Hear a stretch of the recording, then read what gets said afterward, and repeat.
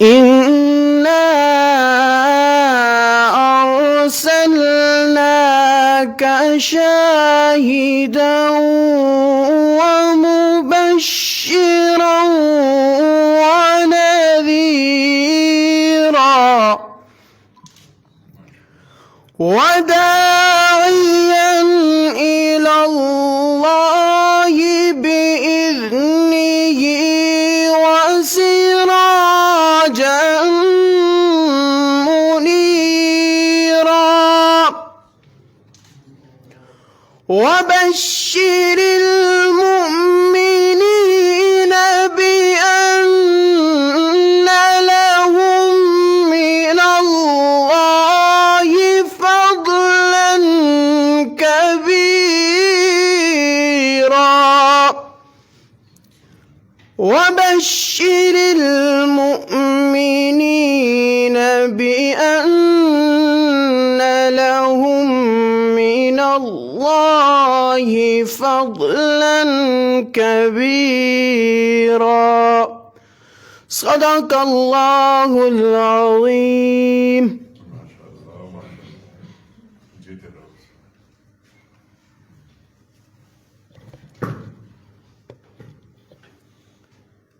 بسم الله الرحمن الرحیم. الصلاة والسلام علیکہ یا رسول اللہ، الصلاة والسلام علیکہ یا حبیب اللہ. الحمدللہ اس وقت ہمارے معزز مہمان وفاقی وزیر مذہبی امور حضرت قبلہ انیق احمد صاحب تشریف فرما ہیں، اور یقیناً ہماری بھی اور یعنی میری بھی اور آپ سب کی یہ سعادت ہے کہ حضرت کی گفتگو سے استفادہ کریں گے. حضرت ماشاءاللہ ایک ہمہ جہت شخصیت ہے. وہ اتنی خوبیاں ہیں کہ کسی نے کہا تھا نا کہ وہ ہزاروں خوبیاں ہیں تجھ میں اے مجمع خوبی، ملاقاتی گویا تیرا بھری محفل سے ملتا ہے. تو اس قدر خوبیاں ہیں ماشاءاللہ.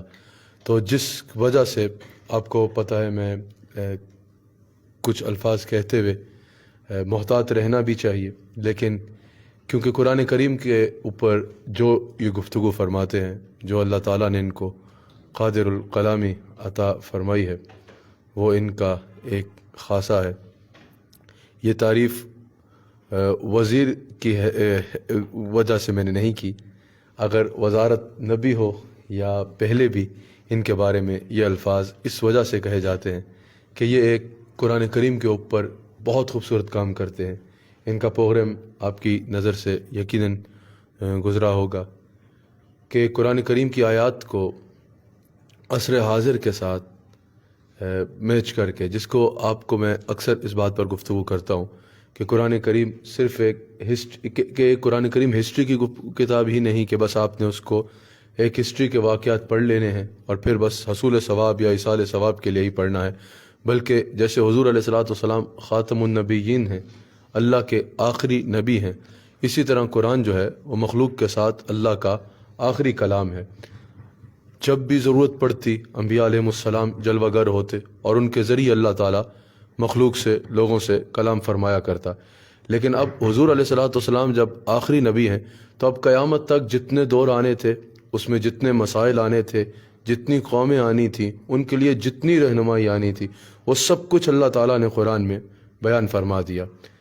سب کچھ اللہ تعالیٰ نے اپنی مخلوق کے ساتھ جو کلام فرمانا تھا اب قیامت تک وہ قرآن میں موجود ہے. اب یہ ایک عالم کا، ایک محقق کا کام یہ ہے اپنے دور میں کہ وہ اپنے دور کے مسائل کو دیکھے، پھر قرآن کریم کو پڑھے، اور پھر قرآن کریم آج کے مسلمان سے کیا کلام کر رہا ہے، آج کے انسان سے کیا کلام کر رہا ہے، اور آج کے انسان کی کیا رہنمائی کر رہا ہے، اس کے ساتھ ریلیٹ کر کے لوگوں کے آگے رکھے. اور یہ قرآن کریم کی حقانیت کی ایک دلیل ہے کہ جس دور میں بھی قرآن کا قاری اور رسول اللہ علیہ السلام کی امت کا عالم قرآن سے اپنے دور کے مسئلے کو تلاش کرے گا تو قرآن اس کو اس طرح ایڈریس کرے گا کہ محسوس یہ کیا جائے گا کہ یہ قرآن کریم نازل جو ہوا ہے وہ اس دور کے تقاضوں کو مد نظر رکھ کے یہ قرآن کا ایک معجزہ ہے. اور تعصب قیامت جوں وقت قیامت کا قریب آتا رہے گا قرآن کی حقانیت اور لوگوں کے آگے کھل کے سامنے آتی رہے گی. حضرت میں ان کو بتا رہا تھا کہ اکابر نے یہ کہا کہ جس کو علم کتاب کا تو ہو لیکن اس دور کے وقت کی نبض پہ اس کا ہاتھ نہ ہو، اس دور کے مسائل اس کو نہ پتہ ہو، تو اس کو اس انداز کا عالم کیسے کہا جا سکے گا کہ جو لوگوں کی اصلاح کر سکے جب اس کو لوگوں کے مسائل ہی نہیں پتہ ہوں گے۔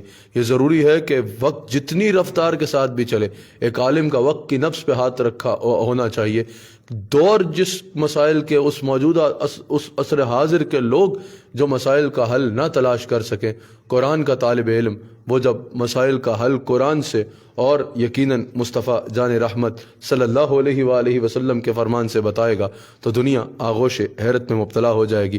تو یقیناً جو میں نے کہا کہ میں نے حضرت کا یقیناً وزیر مذہبی امور ہیں، اللہ نے عزت عطا فرمائی ہے، لیکن میں نے جو کہا، جو شعر ایک حضرت کی نظر کیا، اس کی وجہ وزارت نہیں، اس کی وجہ ان کا جو قرآن کے ساتھ ایک لگاؤ اور قرآن کریم کے ساتھ ایک اس انداز میں محبت کا رشتہ ہے کہ ہزاروں لوگوں تک قرآن کا پیغام پہنچاتے ہیں، وہ ہے۔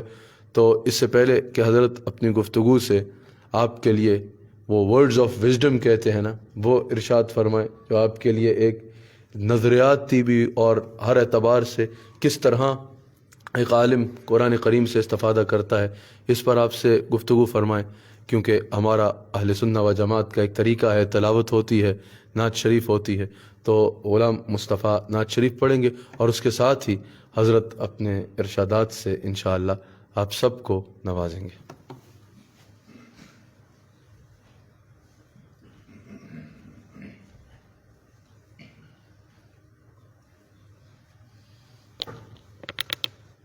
درود شریف پڑھیں۔ صلی اللہ علیہ یا رسول اللہ وسلم علیک یا حبیب اللہ۔ روک لیتی ہیں آپ کی نسبت تیر جتنے بھی ہم پہ چلتے ہیں، یہ کرم ہے حضور کا ہم پر، یہ کرم ہے حضور کا ہم پر، آنے والے عذاب ٹلتے گئے، وہی بھرتے گئے جھولیاں سب کی، وہ سمجھتے ہیں بولیاں سب کی۔ آؤ بازار مصطفیٰ کو چلیں، آؤ بازار مصطفیٰ کو چلیں، غم خوشی میں وہیں پہ ڈھلتے گئے، اور اب ہمیں کیا کوئی گرائے گا، ہر سہارا گلے لگائے گا، اب ہمیں کیا کوئی گرائے گا، ہر سہارا گلے لگائے گا۔ ہم نے خود کو گرا دیا ہے وہاں، گرنے والے جہاں سنبھلتے ہیں، واللہ گرنے والے جہاں سنبھلتے ہیں، یہ کرم ہے حضور کا ہم پر، آنے والے عذاب ٹلتے ہیں۔ بہت شکریہ۔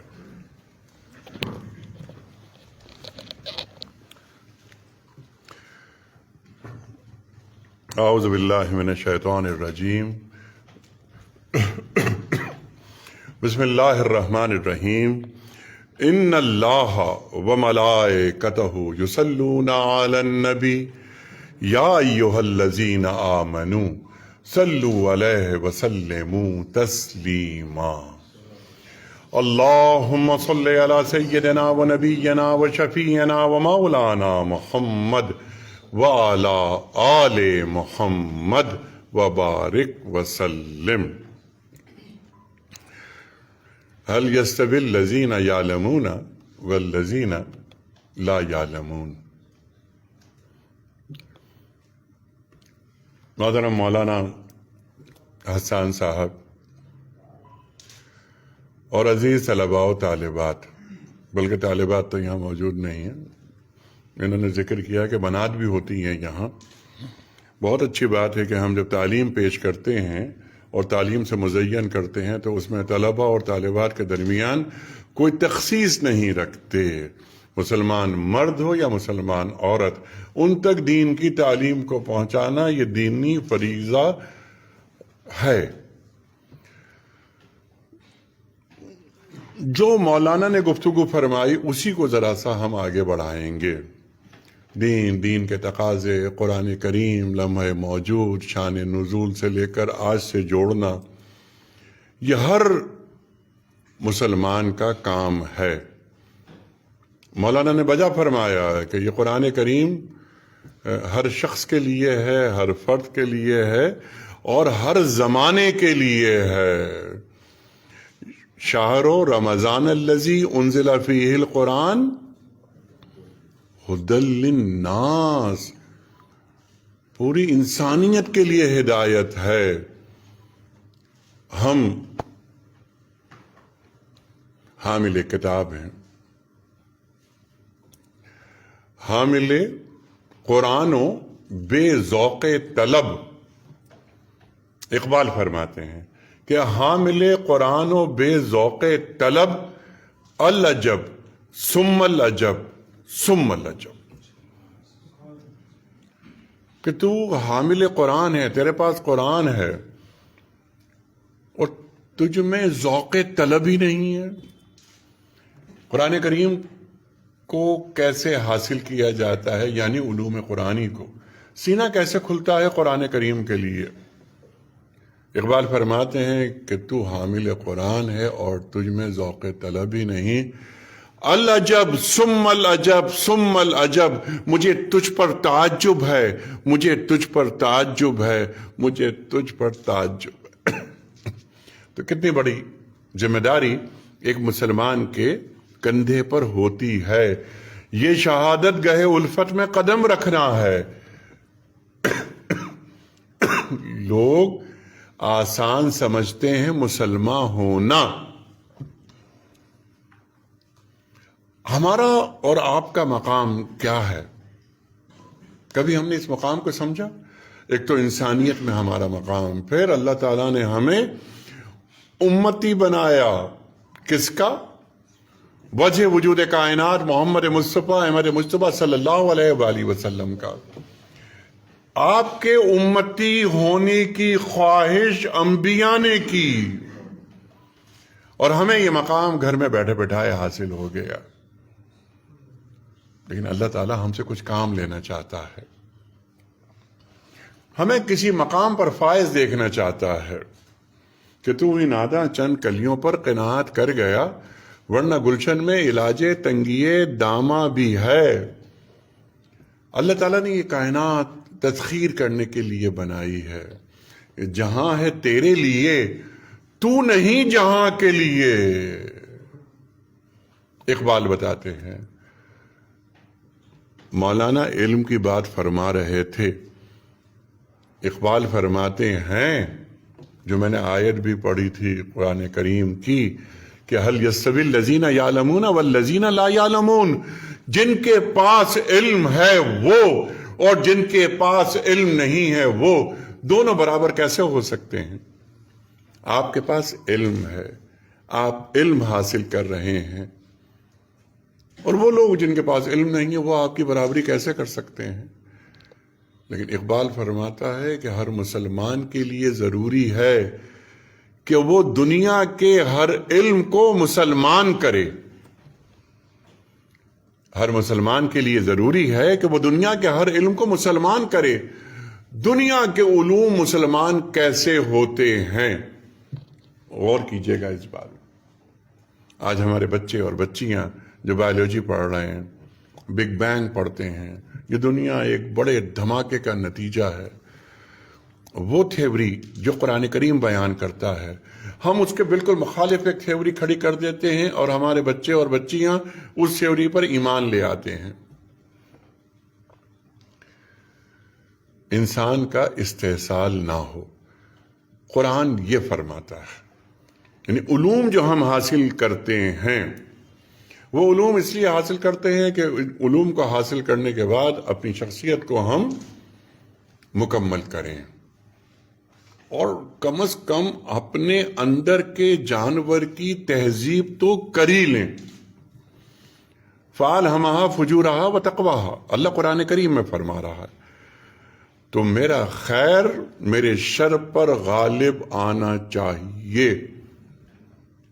تھوڑی سی ذرا مشکل بات ہے، لیکن آپ لوگ صاحب علم لوگ بیٹھے ہیں.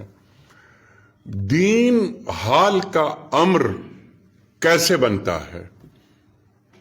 دین حال کا امر کیسے بنتا ہے؟ اگر وہ میں نہیں جانتا تو میں دین کی روح سے واقف ہی نہیں. میری خلوت ہو، میری جلوت ہو، میں اللہ کے ساتھ ہوں، اللہ میرے ساتھ ہے. اللہ قرآن کریم میں فرماتا ہے کہ وَالَّذِينَ مَعَهُ أَشَدُّ حُبًّا لِلَّهِ، جو اہل ایمان ہوتے ہیں وہ اللہ سے ٹوٹ کے محبت کرتے ہیں. اللہ سے ٹوٹ کے محبت کسے کہتے ہیں؟ کبھی ہم نے غور کیا؟ چند سوالات میں چھوڑے جا رہا ہوں. اللہ کے قریب کیسے ہوا جاتا ہے؟ اللہ کا رنگ کیسے حاصل کیا جاتا ہے؟ آپ میں سے بہت سے لوگ حافظ قرآن ہیں. اب آپ بتائیے مجھے کیسے اندازہ ہوا؟ جب میں آیت پڑھتا ہوں تو وہاں سے آیت مکمل ہوتی ہے، تو مجھے اندازہ ہو گیا کہ یہاں پر بہت سے بچے ایسے بھی بیٹھے ہیں جنہوں نے حفظ قرآن کیا ہوا ہے. تو جب ہم بات کرتے ہیں صبغت اللہ، اللہ کا رنگ اختیار کرو، من احسن من اللہ صبغہ، اللہ کے رنگ سے اچھا کون سا رنگ ہے؟ اللہ کا رنگ کیسے اختیار کیا جاتا ہے؟ ایک کلیہ، ایک فارمولا یہ ہے کہ جتنا محمدی رنگ صلی اللہ علیہ وآلہ وسلم ہم پہ اور آپ پہ چڑھتا ہے، اتنا اللہ کا رنگ ہم پر غالب ہوتا چلا جاتا ہے.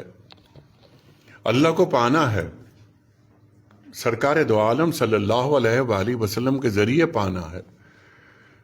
سرکار دو عالم صلی اللہ علیہ وآلہ وسلم ایک مسلمان نوجوان کو کیسا دیکھنا چاہتے ہیں، اور اس کی نسبت، اس کا تعلق، اس کا رشتہ علم کے ساتھ کیسا دیکھنا چاہتے ہیں. اگلا سوال آپ کی خدمت.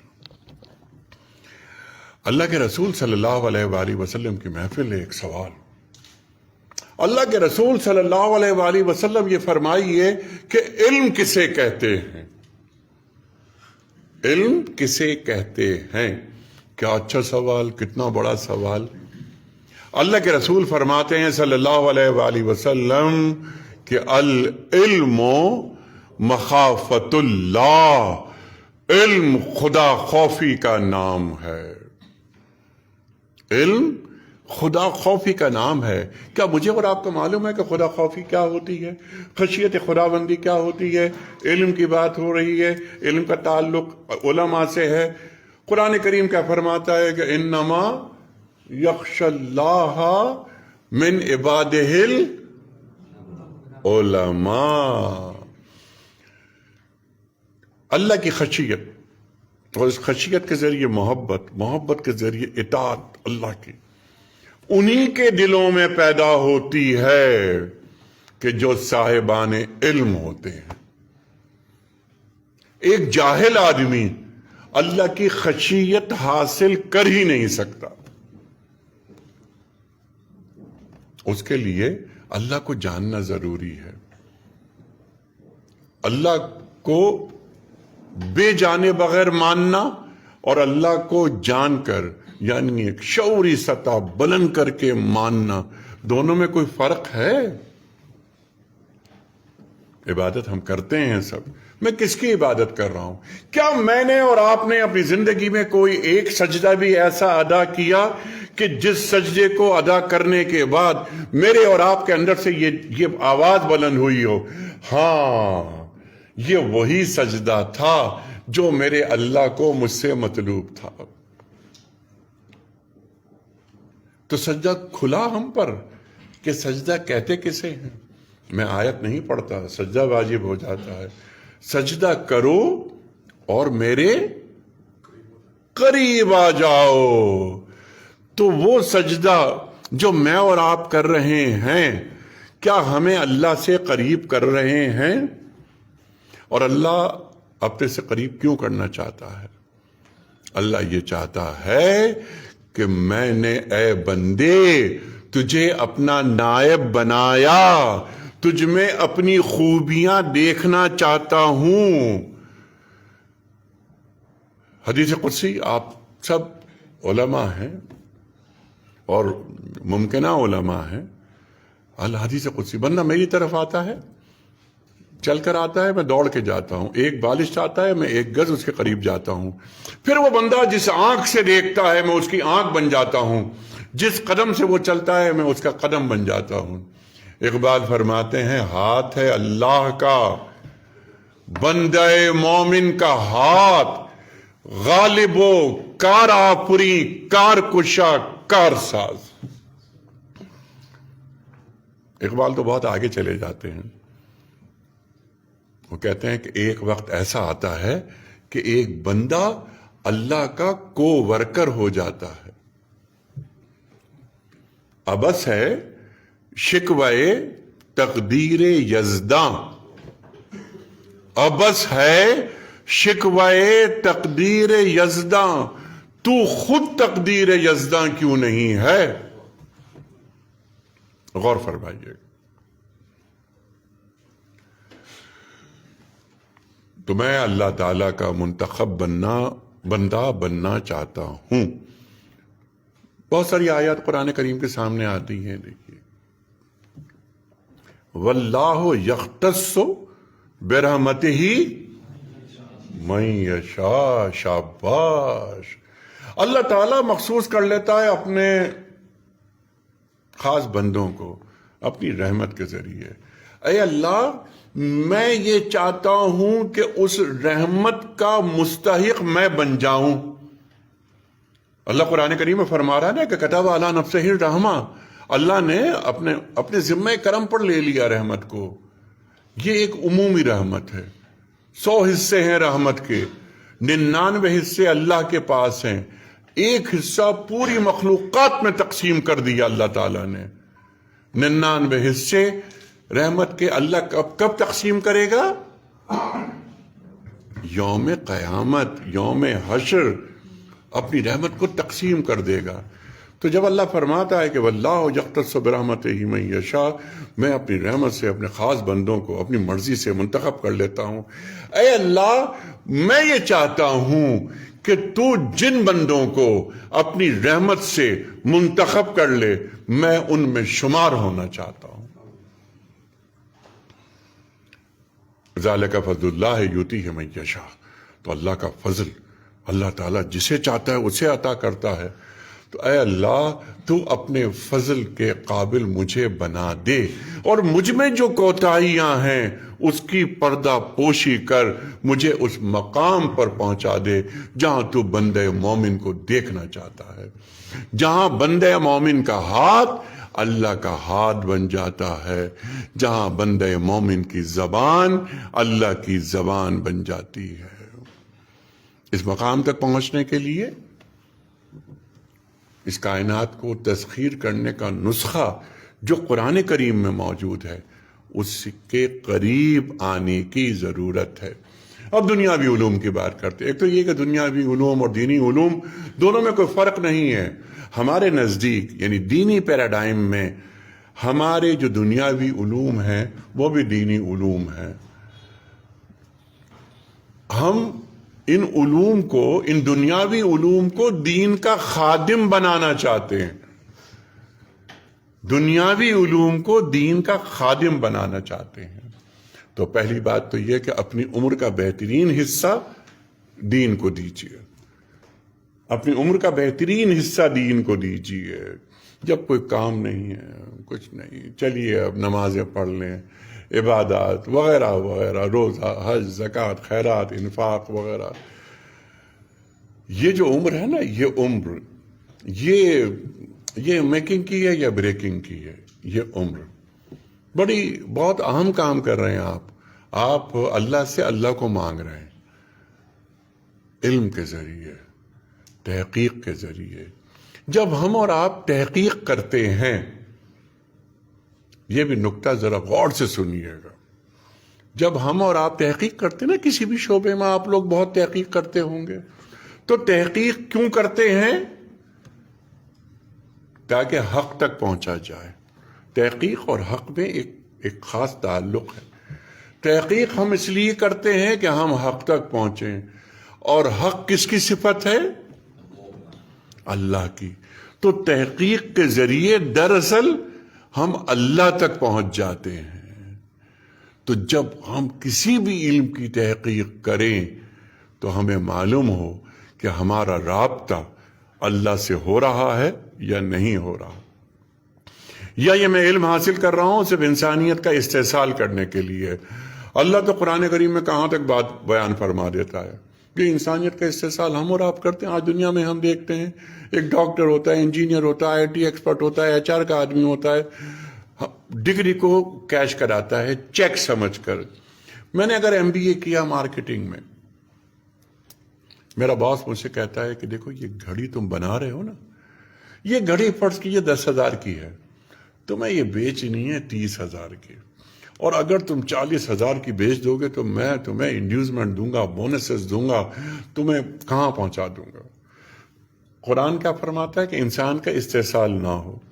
یُسِرُونَ عَلَىٰ أَنفُسِهِمْ وَلَوْ كَانَ بِهِمْ خَصَاصَةٌ.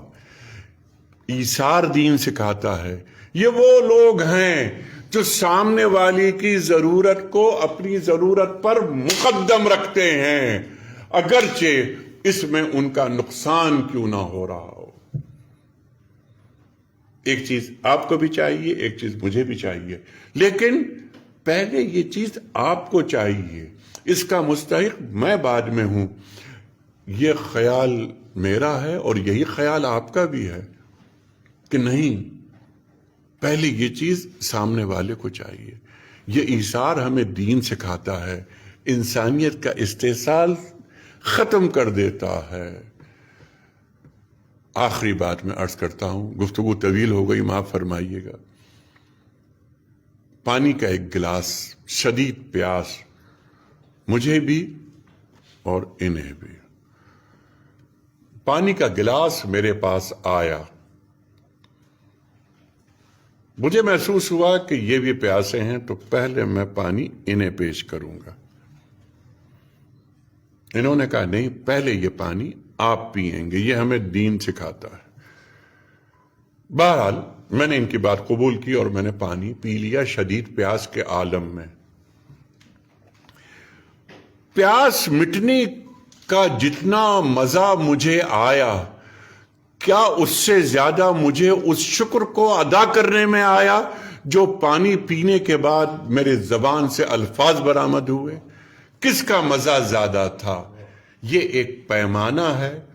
اللہ کے ساتھ کیسے رہا جاتا ہے، اللہ کو اپنے ساتھ کیسے رکھا جاتا ہے.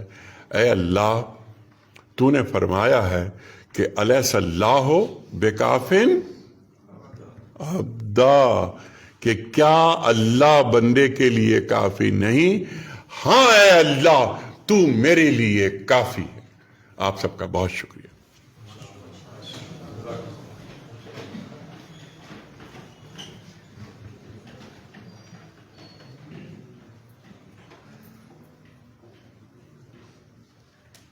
آپ یہاں کی دعا فرمائیے.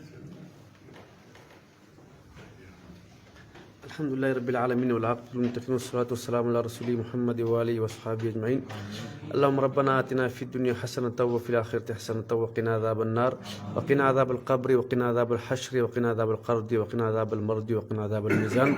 ربنا اغفر لنا ولإخواننا الذين سبقونا بالإيمان ولا تجعل في قلوبنا غلا للذين آمنوا ربنا إنك رؤوف رحيم. یا اللہ انہوں نے جو کچھ فرمایا، حضرت صاحب نے جو کچھ کہا، یا اللہ ان سب پر ہمیں عمل کرنے کی توفیق عطا فرما. یا اللہ ہمیں دین پر عمل کرنے کی توفیق عطا فرما، دوسروں تک دین پہنچانے کی توفیق عطا فرما. یا اللہ ہم سب کو شریعت پر عمل کرنے کی توفیق عطا فرما. یا اللہ ہم جہاں پڑھتے ہیں، جو پڑھتے ہیں، جس سے پڑھتے ہیں، یا اللہ ہم ان سب کے ہمیں ان سب کی اللہ ہمیں خدمت کرنے کی توفیق عطا فرما. یا اللہ ان سب کے ادب کرنے کی توفیق عطا فرما. یا اللہ ہمارے اس مدرسے کو، ہمارے اس خانقاہوں کو، جتنے بھی یا اللہ جو لوگ دین کے کام کرتے ہیں، یا اللہ سب کو ترقی عطا فرما. یا اللہ ہمارے دعاؤں کو خانقاہ کے بارے میں سب ہمارے دعاؤں کو یا اللہ قبول منظور فرما.